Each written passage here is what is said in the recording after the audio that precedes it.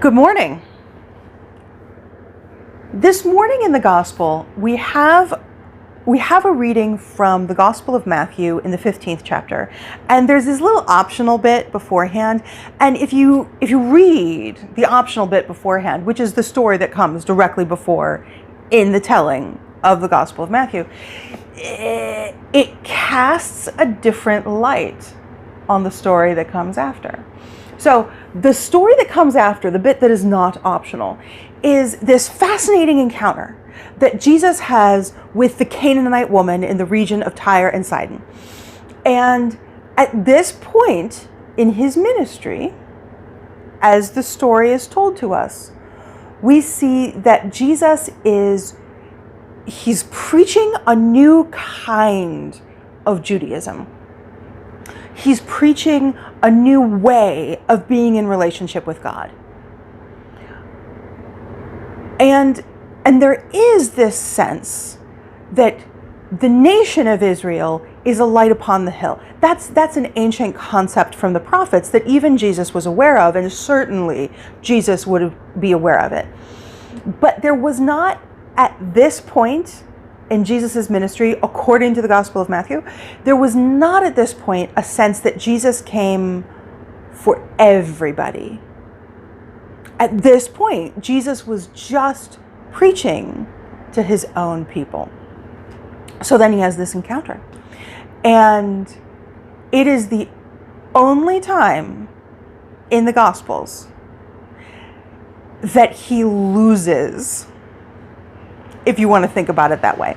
Because he goes into battles of words all the time with people. With the Pharisees and the Sadducees, with the temple elders. He has battles of words with everyone who comes up to him with their sleeves rolled up, ready for a fight. Everybody. And he's Jesus. He always wins. And he always turns the conversation upside down and inside out, and they leave befuddled.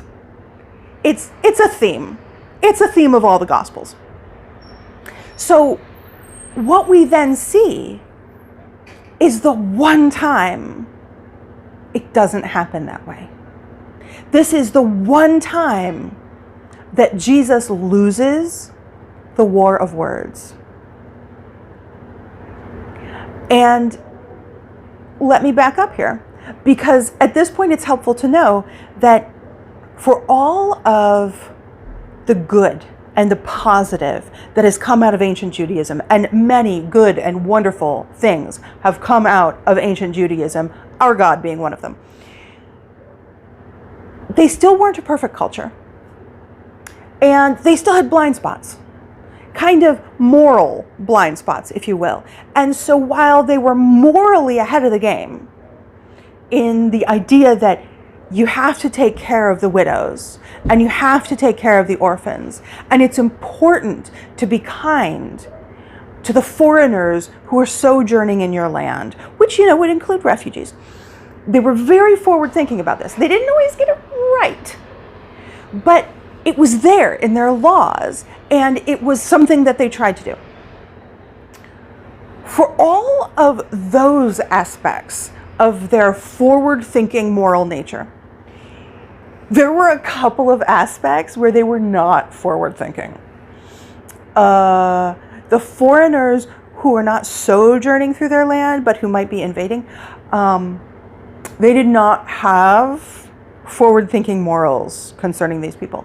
The foreigners, non-Israelites, who were occupying land that God had given them, upon whom they would now commit genocide, they were not forward-thinking concerning these people, not in a moralistic sense. And so they had some blind spots. Genocide was one of their blind spots. It's kind of a big blind spot. I will grant you that. But it's fascinating when you look at ancient cultures, because sometimes you think, wow, they were really ahead of the game there. And other times you think, whoa, would not want to live in that ancient culture. No, thank you. So one of their blind spots, as I've said, are the people who were living in Israel before they came to occupy what we know as Israel. And the Canaanites were some of those people. They worshiped different gods, which is already a black mark in the book of the Israelites. They had different ways of looking at the world, and they weren't Israelites. And so the Jews didn't like them. Like I said, this is one of the cultural blind spots of the people. So Jesus, a Jewish man, raised in the Jewish culture, steeped in it up to his eyeballs, one might assume that even entirely God and entirely human, he still had these biases. He was perhaps still aware of them. It wasn't just something that other people did. They were inside of him too. But he wasn't just fully human. He was also fully divine. And when I read this passage, one of the things that makes me think of is when it was brought to his attention forcibly, because this Canaanite woman, she was the squeaky wheel. She did not give up when someone looked at her dead in the eye and said, no. And she did not give up when other people looked at her in disgust and wondered why the heck she was here. What business did she have doing here? She did not give up. No. So one of the things that happens in this interaction, this little war of words that that Jesus has with the Canaanite woman, he is corrected. He is corrected forcibly, and he's corrected with a metaphor, which is the way he likes to correct other people. The woman doesn't say, damn it, give me some basic human dignity here and heal my daughter. No, that is not what she says. He calls her dog, and let us be clear, that was not a compliment. Insults change from culture to culture to culture, but being called a dog in ancient Israel was not complimentary. Dogs are what ate dead bodies outside the city walls. Not a compliment. So he calls her a dog. Insult.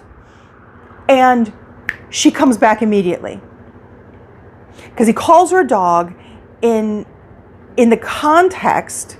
He doesn't just say, get out of my way, you dog. He calls her a dog in the context of saying, I came for the children of Israel, and you don't give the food of the children to the dogs. And she says, even the dogs get crumbs from the table. Now, this may not be the way it works in your household. If you have a dog, you may have strict rules about not feeding them from the table, because you feed a dog once from the table, once 7 years ago, and they do not forget that. They may forget a lot of things in their life, but they do not forget that they were fed at that table once, and so they'll be ready the next time. So it may not be in your household that you feed dogs from the table, but you get the idea. It may be in your household that you don't feed dogs from the table because you don't have a dog, but you can still get the idea. The metaphor carries over even to this day. Not all of Jesus's metaphors do. And not all of the metaphors that other people use do. So Jesus calls her a dog. She shoots back. Even the dogs get the crumbs from the table. And all this time, let us be clear, the woman who shouted to get his attention first is now in front of him on her knees begging, praying.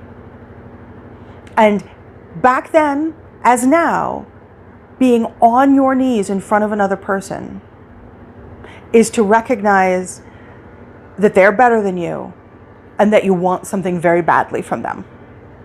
It is a position of subjugation. It is a position of penitence, and it is a position of petition.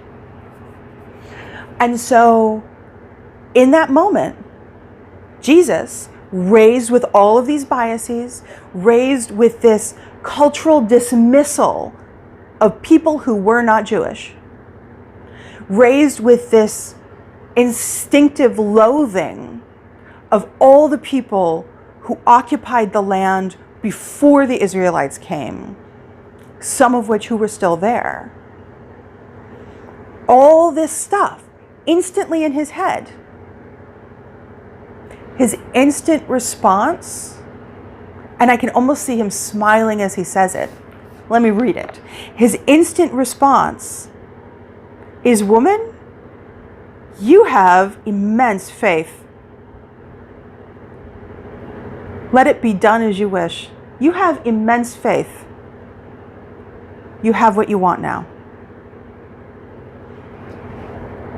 And one of the things that tells me is that if Jesus can have internal biases and can have a deep sense of hatred and loathing for, shall we say, another race, simply because he was raised that way, if he can have a sense of immediate dismissal of a whole other group of people, simply because he was raised that way, but because he also knew the mind of God so intimately that we could call it his own, the moment he was confronted with what we could think of as an unconscious bias, the moment it was brought up into his consciousness, his instant response was to change.